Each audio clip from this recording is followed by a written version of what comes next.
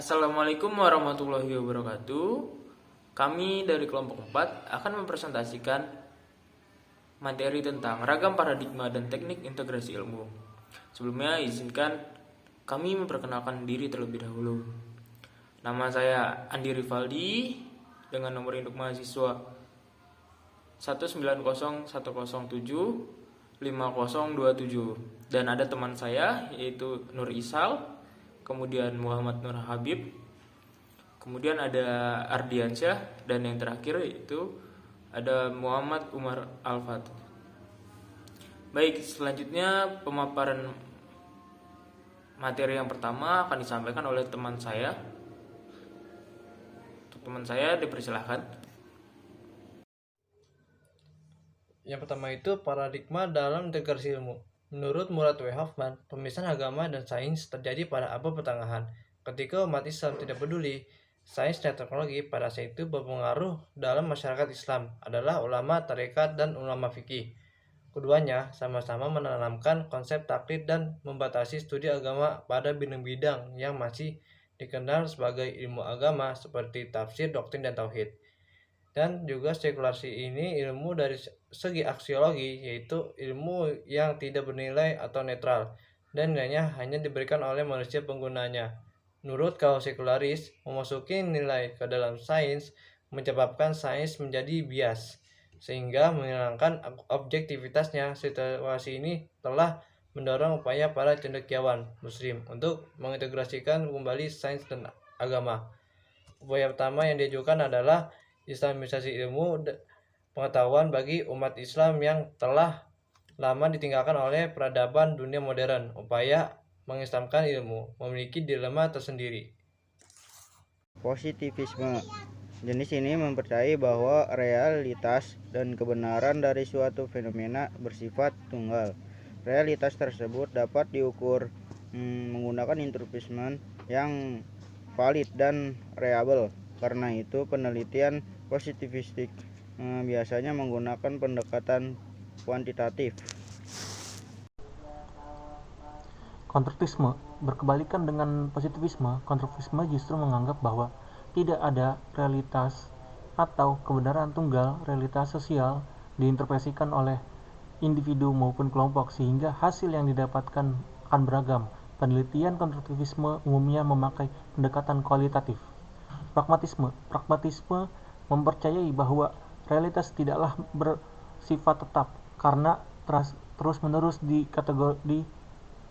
dinegosiasikan, diperdebatkan, dan diinterpretasi. Paradigma ini dapat dikatakan merupakan gabungan dari pandangan positivisme dan konstruktivisme. Biasanya peneliti yang menggunakan pendekatan gabungan kualitatif dan kuantitatif.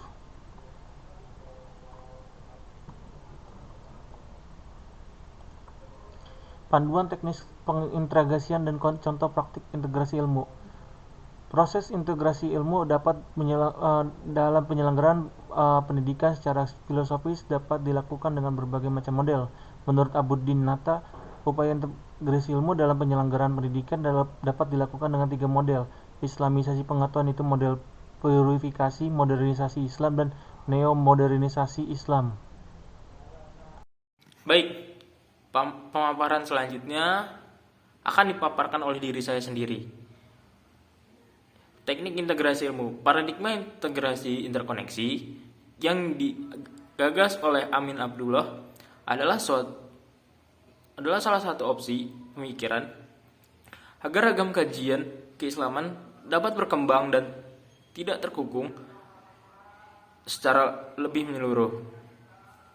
Paradigma integrasi interkoneksi memandang bahwasanya antara ilmu-ilmu kauliyah atau hadarah al-nas dengan ilmu-ilmu kauniyah atau hadarah al-ilm maupun dengan hadarah al-falsafah, semuanya berintegrasi dan berinterkoneksi satu sama lain. Integrasi sendiri secara bahasa berasal dari kata to integrate, yang kemudian muncul kata integration. Baik, selanjutnya dari saya yang akan menjelaskan dari slide 7 dan ke-8, yaitu yang membahas tentang model dalam integrasi ilmu. Nah, dalam model integrasi ilmu ini terbagi menjadi 3 menurut Ahmedi Mazhar. Yang pertama model monadik, yang kedua model diadik, dan yang ketiga adalah model triad. Model monadik ini sebenarnya adalah salah satu yang mengedepankan agama sebagai salah satu kebenaran tunggal. Bagi fundamentalis religius melihat bahwa agama ini ya bagian dari kebudayaan, sehingga perlu diberlakukannya satu kesatuan yang menyeluruh. Namun berbeda dengan fundamentalis fundamental yang total. Mereka menganggap bahwa agama adalah salah satu kebenaran absolut, sedangkan untuk sains sendiri itu merupakan bagian dari ya kebudayaan aja gitu, atau sekedar tentang bagaimana manusia menginterpretasikan tentang dunia. Walaupun basis paling utama dari fundamentalis totalis ini adalah kebenaran yang sifatnya absolut, total. Nah, yang kedua ada model diadik. Nah, model diadik ini sebenarnya adalah salah satu pemikiran bahwa memang antara agama dan sains punya kebenaran terhadap dirinya sendiri.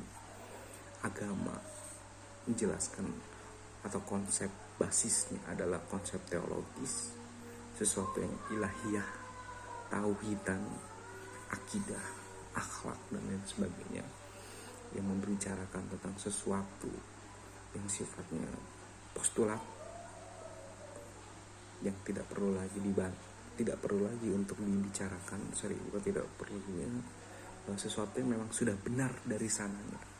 Sedangkan dalam integrasi model diadik, fokus di sains adalah ya sains punya kebenaran tersendiri.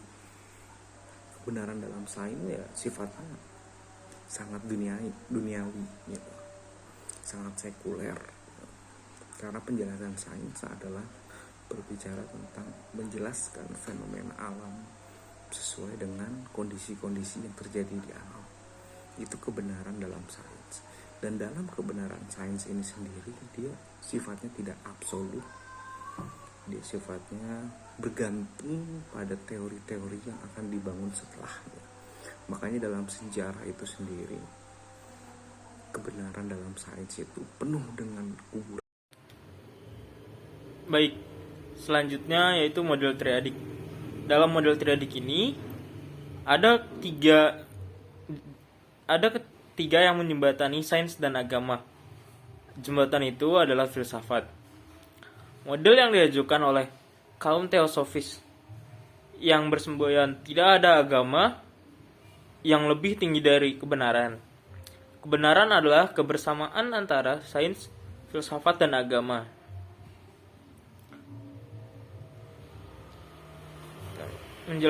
Model ini merupakan perluasan dari model diadik dengan memasukkan sebagai komponen ketiga yang berada di antara sains dan agama. Model ini barangkali bisa dikembangkan lagi dengan mengganti komponen ketiga, yaitu filsafat, dengan humaniora atau ilmu-ilmu kebudayaan. Baik, terima kasih kepada teman-teman semua yang telah mendengarkan pemaparan materi dari kelompok kami. Kurang lebihnya mohon maaf. Billahi fisabilillah, fastabiqul khairat. Wassalamualaikum warahmatullahi wabarakatuh.